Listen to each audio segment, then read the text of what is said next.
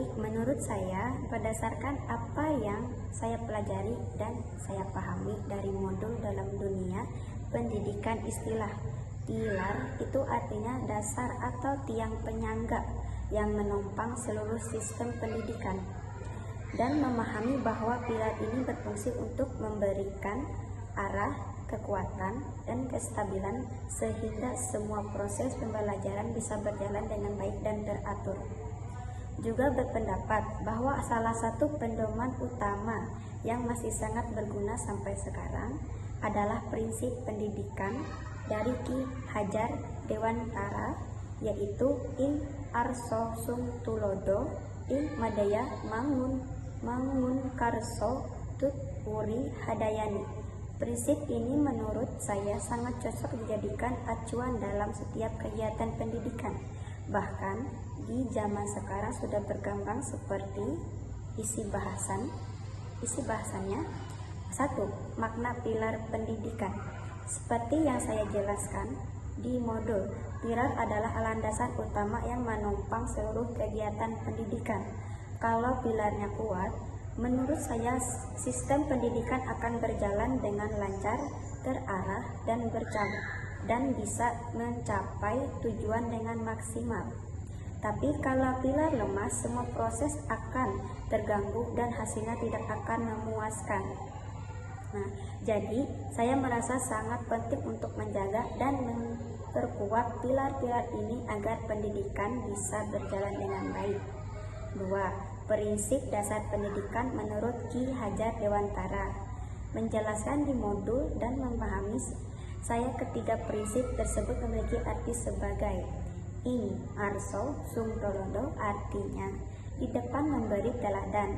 Saya mengerti bahwa pendidikan harus menjadi contoh yang baik karena apa yang kita lakukan dan katakan akan ditiru oleh peserta didik. Menurut saya, hal ini sangat penting karena anak-anak biasanya meniru apa yang mereka lihat dari orang dewasa di sekitarnya. Ing madaya mangun karso, artinya di tengah membaktikan semangat, saya harus bisa menciptakan suasana belajar yang membuat mereka bersemangat, mau berusaha, dan berani mencoba hal baru. Saya berpendapat bahwa semangat belajar itu kunci utama, karena jika mereka bersemangat, mereka akan lebih mudah mengembangkan kemampuan dirinya. 3. Tut uri handayani, artinya dari belakang memberi dukungan, tidak hanya berdiri di depan atau di tengah, tetapi juga ada di belakang untuk memberikan bantuan kepercayaan dan dorongan saat mereka membutuhkan. Menurut saya, setiap anak memiliki kecepatan dan cara belajar yang berbeda-beda, jadi kita harus memberikan ruang dan dukungan yang sesuai untuk masing-masingnya. Nah, ketiga, relevansi dan tantangan di era digital.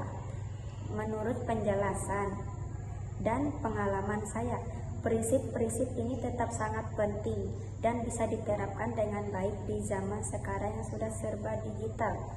Nah, jadi ingarso sum tulodo, menurut saya peran ini menjadi lebih penting di era digital karena sekarang anak-anak bisa dengan mudah mengakses banyak informasi dari internet, jadi mereka akan meniru cara kita menggunakan teknologi, cara bersikap di dunia maya, dan cara berpikir.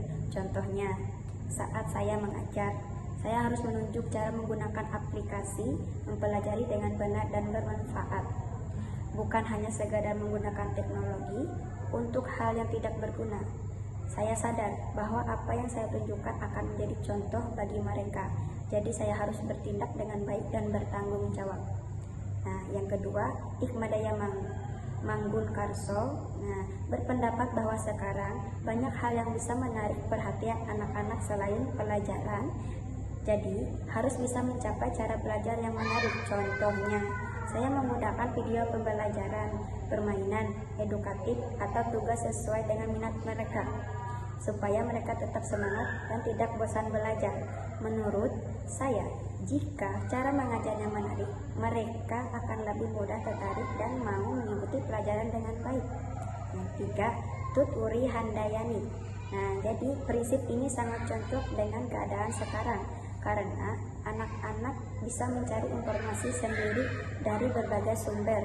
Jadi, saya tidak lagi menjadi satu-satunya sumber pengetahuan. Contoh, saya memberikan tugas penelitian sederhana. Saya memberikan kebebasan mereka mencari informasi sendiri, lalu hanya membantu dan memberikan pembimbingan saat mereka kesulitan memahami atau mengerjakannya. Saya merasa bahwa dengan cara ini mereka bisa belajar menjadi lebih mandiri. Jadi, berdasarkan semua penjelasan di modul dan pendapat pribadi saya, menyimpulkan bahwa prinsip-prinsip pendidikan dari Ki Hajar Dewantara tetap sangat relevan dan menjadi jawaban yang tepat untuk berbagai masalah pendidikan nasional.